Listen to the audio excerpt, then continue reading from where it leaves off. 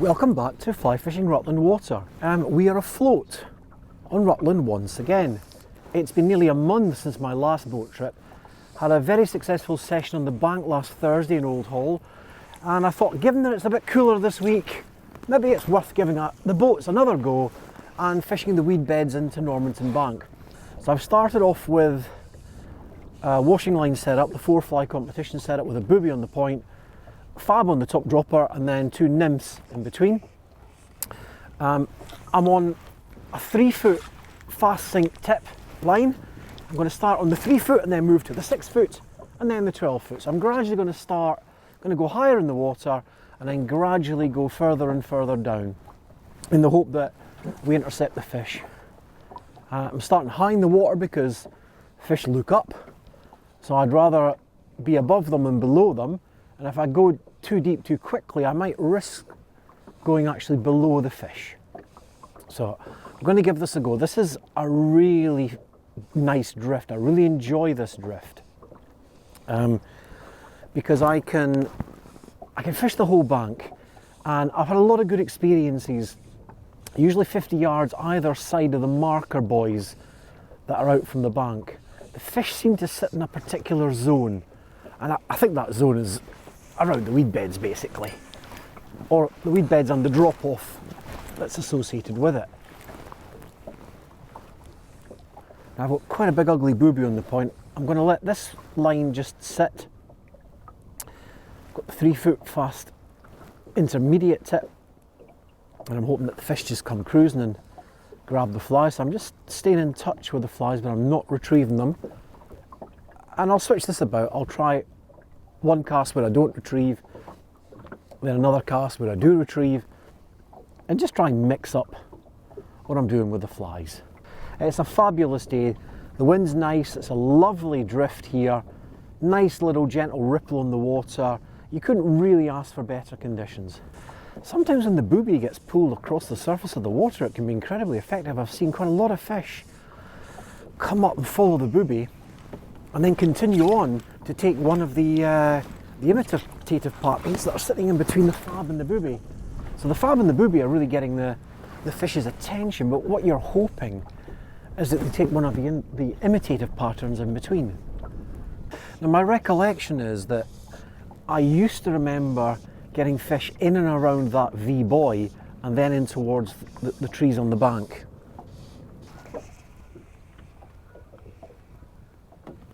Always must dabble at the side of the boat. There's always a chance a fish will follow and only take at the last minute. It's amazing how many times that happens. I'm using the Hardy Ultralight. Got a brand new Hardy Ultralight reel to go with this rod as well. So somebody made a comment that my last video was like an advert for Hardy. Well, this one certainly is, because all the rods and reels are Hardy now. No endorsements were involved. This was all paid for using my hard-earned cash. Well, that might have been a little tug there. Just felt just a gentle... Oh, another one. That is a tug. Yes, that's a fish. Excellent. And that was just using the tip line, but not really retrieving very fast. I thought I felt something on the line there. It's obviously been attracted by the fabs, but it's gone for the nymph, which is what I was hoping would happen. So there are fish, and again, almost where I said it would be, almost next to the buoy. That's the magic spot that I remember from years back, and it still works. Oh, fish has started to wake up a little bit. This is a new reel, so I haven't got the tension properly set on it yet. And at least we got a fish nice and early. First drift as well.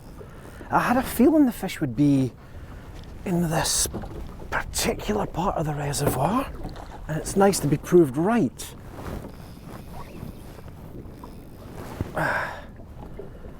It's not a massive fish. It's probably one of the more recent stockies that's gone in, but they all count. It's not as big as the ones I was catching in Old Hall the other day. It does have plenty of energy though. Now let's get it in. There we go. First fish of the day. On the washing line just under the surface, just how I hoped I would get them. And we're only, well, that's the first drift. I've only been fishing for about 20 minutes. A decent sized stocky. It's got a bit of cormorant damage unfortunately, but we'll get it back right away. There we go. This spot between the V-buoy and the bank up to the blue pipes has always been really good for me. 50 yards either side of the buoys seems to be always a consistent zone when the water temperature's right. And obviously the first fish was nothing special, but they all count. It's actually been, that's probably been the smallest fish I've had in Rutland this year. The quality of the fish this year has been absolutely superb. Oh, there's a fish following the booby. There's a fish following the booby. That fish followed the booby but never took. I thought it might have come and taken one of the imitative patterns, but it just never took it. It splashed at the booby but then stopped. Now I've got to watch here because as I bring these flies closer into the boat, might come again. Now that says the fish are not that far below the surface, because that's a 3 foot fast sinking tip, and that is quite a big booby. It's got quite big eyes in it, and that fish came up and had a look at it. Oh, it's back at it again. Oh, can you see that fish? It's having a look at the booby, but not taken. There must be another fish there. There's a shoal here. There's a shoal of fish here. I don't know what it is, but they seem that booby has got their interest, but they're kind of hammering it, but not. Now, there's another one at it. There's a. Right, I'm not going to touch it, I'm going to leave it. And it's close enough in that you might be able to see that. Now, where is it? Red buoy. A lot of fish in that area. I'm going to come back and fish that drift again. There's a fish at that fly again. I don't know what to do to induce a take, but that was another. We've had about 5 or 6 follows in just a few yards of this drift. There's something going on here. Let's try again. Now that is a wind lane that there seem to be following. There's got a strong wind lane that those fish are hunting in. There's another one.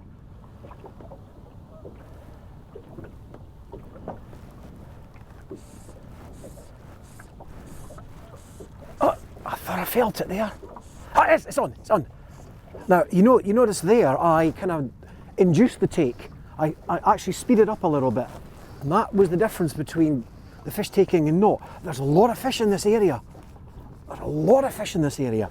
I think it's probably just stockies, a shoal of them, but it's probably the most fish I've seen in Rutland water this season, in one particular spot. Trying to keep some pressure on it,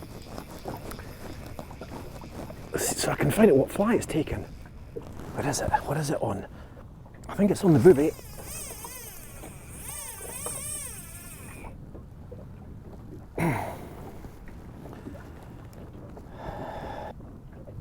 They don't have pull. They certainly don't have pull. I think this is on that point fly, that booby. I don't think this is a big fish either. I think it's a bit similar size to that previous one, a standard kind of 2 pound stocky. Yeah, it's on the point fly. It's on the booby. So we've had one on the imitative patterns and this one on the booby. I knew that we'd have to get one after all those takes. There was just too many takes there to not really hook into it.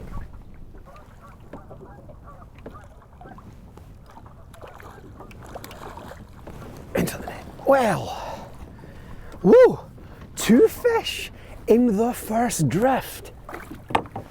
That's a nice fish. That's the fish, just a standard 2 pound stocky. Unfortunately, that fly was so far down that I just had to kill the fish. There was no way that one was going back. It makes me wonder if that was just, oh, there's one at the fly. I was going to say, I just wonder if that was just a fish moving through, but that was another one. Came to have a look there. Same thing, it came up, hit the fly but didn't take it. So they are, we've found a lot of fish. Probably the same fish that have been sulking in the main basin for weeks. We've had interested fish, but the action's been nothing like the action has been nothing like as frenetic as the previous drifts. Now that was one in the vicinity of the fly there. I don't know if it was a feeding fish or just happened to be moving in the area. We're in. Another induced take. Now, unfortunately, chest cam has run out of batteries, so we're now 100% on the main cam. But fish number 3. I want to get this fish on the reel. And they're not massive fish, but it's the fact that we've found them consistently. That's what I'm really pleased about. We haven't done that this year. I suspect it's on the booby again. Is it? Yeah, I think it is. It looks like it's very deep down. It looks like it's on the booby. We'll have to encourage this one up.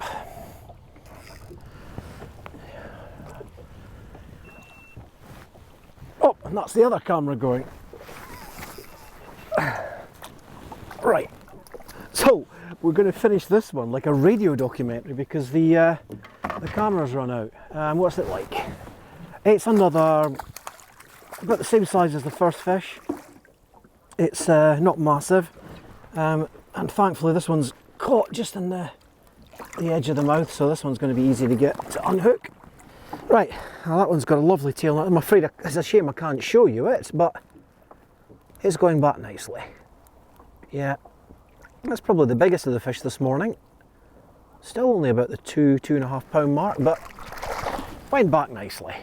Obviously got 3 fish in the first couple of drifts, and then it kind of went quieter. The fish weren't getting as competitive, so I've changed the tips. I'm now using a 6-foot slow intermediate tip in the hope that it might just bring the flies down through the fish a little bit slower if they're in the surface layer. If that doesn't work, I'll switch to a 12-foot fast tip, thinking that the fish have maybe gone down a bit. I'm hoping that if I kind of keep moving and doing different drifts up the bank, there's more chance of connecting with a shoal of fish. I think if I just fish the one drift, you're hoping that the fish are going to be there. And I don't think the fish are staying in one place. I think they're moving all around. And that's why I think it's important here to kind of keep on the move and find those groups of fish that are feeding much more competitively. If you're finding the odd solitary fish, then it doesn't have any competition for food, so he doesn't really want to grab it quickly. Whereas I find when there's groups of fish, you get into that competitive feeding instinct. And if I don't get a fish on this line, I may try pulling back some floating fry patterns on the... Oh, there's a fish there. There's a fish following. Right, so the hunch was correct. That's the first follow we've had in a few casts. So now what usually happens is once you get one, there's usually a few. Let's see if there's another one in there. Now that one was following rather than hitting the fly just after it hit the surface.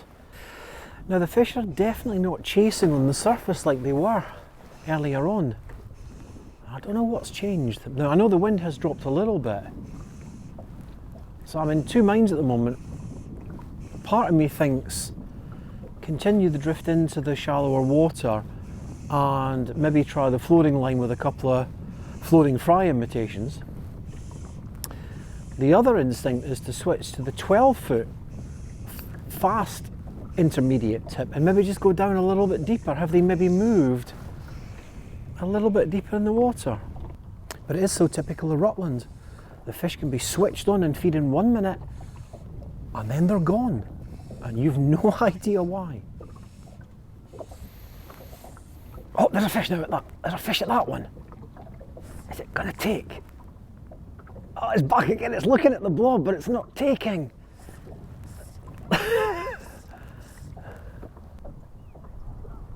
Okay, so for the last bit of this session, I'm going to try and bring the fish to the surface. I've got a floating fry pattern and my own homemade floating snail pattern. And I'm going to just try and drift and see if I can get the fish to come up and take off the surface as I'm drifting along the weed beds.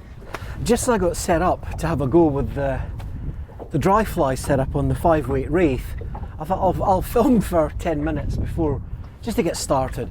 And I saw 2 fish, I turned 2 fish, and then from the depths, one came up and absolutely hammered this floating snail pattern that I tied.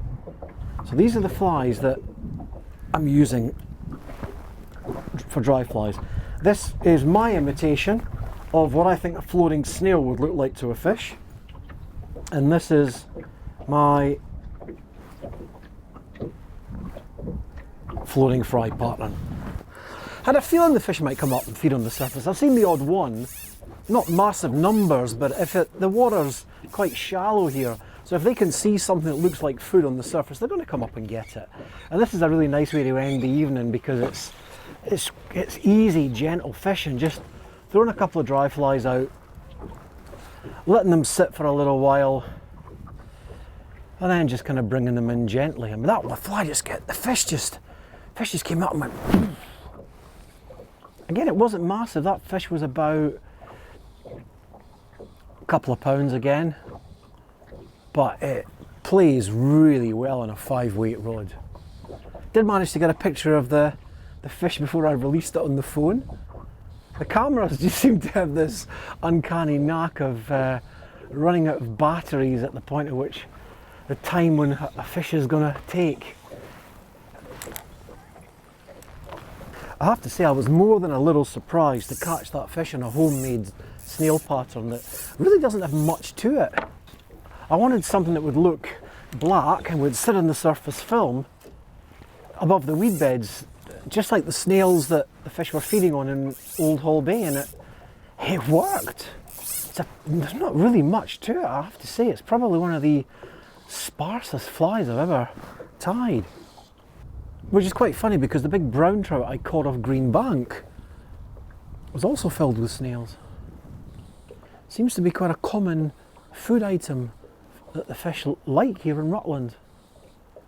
I'm certainly going to be keeping some snail patterns in my box from now on. This is my snow bee thistledown line with the multiple AFTM rating. It's actually great on the boat because you can just load the rod with just enough line to get it out, and it's effortless, but with excellent presentation.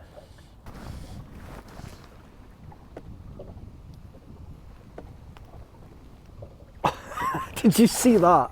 That fish is following the fly. It's following the fly right into the boat. Oh dear.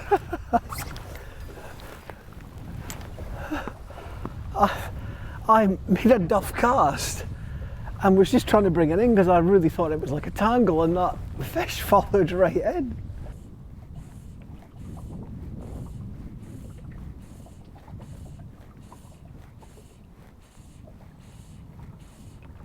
Oh, did you see that? That was a follow. Ah! Didn't take though. Well, thanks again for coming fly fishing on Rutland Water with me. It's been a great afternoon. We've managed to land 4 fish using traditional competition techniques and dry fly. Been plenty of fish following.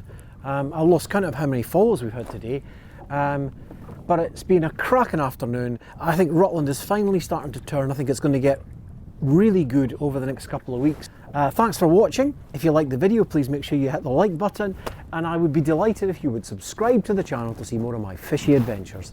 Thanks for watching.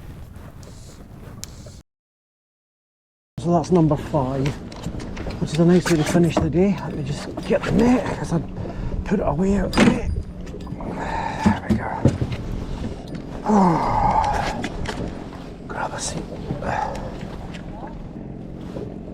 just a nice one. Nice way to finish the day with that's a fish on the floating fry. So I've had fish on all sorts of flies today. The floating snail and the floating fry. So the same two flies that were working at Old Hall a few days ago are now working here. Well, let's see if we can get this one in.